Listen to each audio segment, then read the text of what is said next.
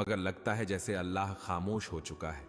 और उसी खामोशी में हम खुद से एक सवाल करते हैं, क्या अल्लाह वाकई मेरी मदद कर रहा है? तो उसका जवाब है हां, लेकिन उसकी मदद का अंदाज खामोश होता है, गहरा होता है, और वो हर किसी को दिखाई नहीं देता।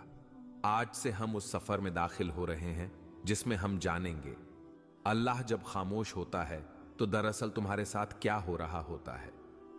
निशानी नंबर 1, तुम्हें तन्हा कर दिया गया है।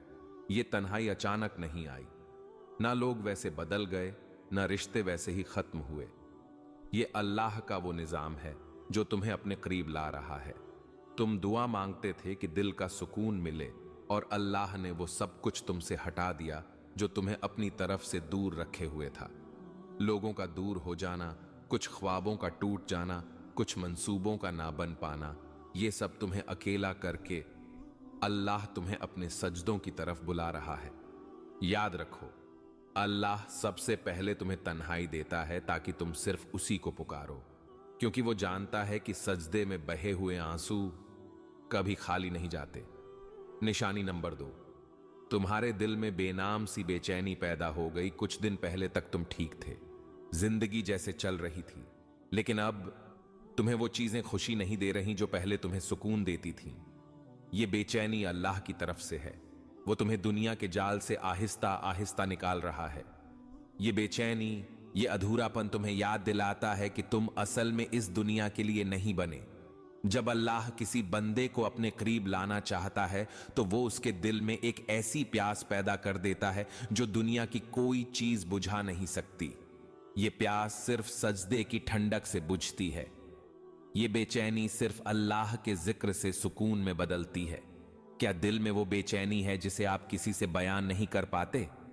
तो खुश नसीब हैं आप, अल्लाह आप पर खामोशी से काम कर रहा है। ये वो मरहला है जहां ज्यादातर लोग मायूस होकर पलट जाते हैं, लेकिन जो थम जाते हैं, रुक कर अल्लाह को देखने लगते हैं, उन्हें वो मदद दिखती है जो नजर से नहीं, दिल से महसूस की जाती है। याद रखो, अगर अल्लाह खामोश है तो वो गाफिल नहीं, बल्कि वो तुम्हारी तकदीर खामोशी से लिख रहा है। कभी कभी इंसान चीखना चाहता है, किसी को जोर से पकड़कर कहना चाहता है कि मैं थक गया हूं, लेकिन जब कोई सुनने वाला ना हो तो बस आंखों से खामोश आंसू बहते हैं और दिल से बस एक फरियाद निकलती है, या अल्लाह, और कितना आजमाएगा तू? तो जान लो, ये सवाल, ये थकन, ये सब बेवजह नहीं। निशानी नंबर 3, आजमाइशें बढ़ गई हैं और तुम खुद को कमजोर महसूस करने लगे हो। जब तुम्हारे आसपास की दुनिया मुसलसल टूटने लगे, जब हर कदम पर रुकावटें आए, जब कोई दुआ पूरी होने के बजाय जिंदगी मजीद उलझने लगे, तो ये इस बात की अलामत है कि अल्लाह तुम्हारी रूहानी ताकत को बढ़ा रहा है। अल्लाह ने कुरान में कहा, वस्बिर वमा सब्रुका इल्ला बिल्लाहि, सब्र करो और तुम्हारा सब्र सिर्फ अल्लाह की मदद से है। हेलो मोटो।